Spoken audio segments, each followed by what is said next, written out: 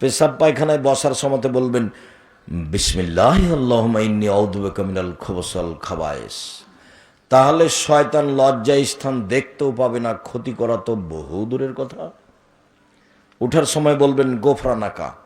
পাকা টয়লেটে ঢোকার সময় বলবেন না, ঢোকে কোনো তাসবিহ তাহলিল জিকির আজকার করতে পারেন, কোনো সমস্যা নেই।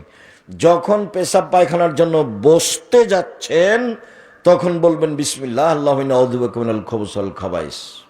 উঠে গেছেন পানি খরচ করে, এখন তাসবিহ করেন, বিসমিল্লাহ বলে ওযু করেন, কোনো সমস্যা নেই। টয়লেটে ঢুকলে এগুলো করা যাবে না, এগুলো কথা নয়।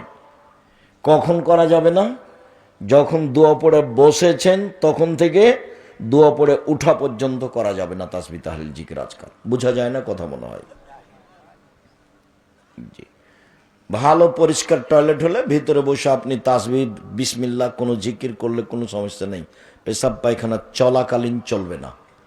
পানি দিয়ে পবিত্রতা অর্জন করবেন, ঢেল টিস্যু পেপার নয়। পানি নয় তখন ঢেল টিস্যু পেপার, সেটা ভিন্ন কথা। ঢেল টিস্যু পেপার নিয়ে 40 কদম হাঁটবেন না, এটা নোংরামি। আর পায়ের উপরে পা উঠাবেন না, এটা বেহায়াই। খক খক করে কাশবেন না, এটা আর একটা বেহায়াই। অতই যদি পবিত্র হওয়া লাগে আপনাকে, তো আপনার বউ কেন একদিনও হয় না? শুধু একাই জান্নাতে যেতে চান? আপনার বউ ঢেল নিয়ে 40 কদম হাঁটুক, পায়ের উপরে পা উঠাক, তখন আর একজন বলবে ও আব্দুর রাজ্জাক সাহেব এটা যে দেখতে কেমন কেমন লাগবে।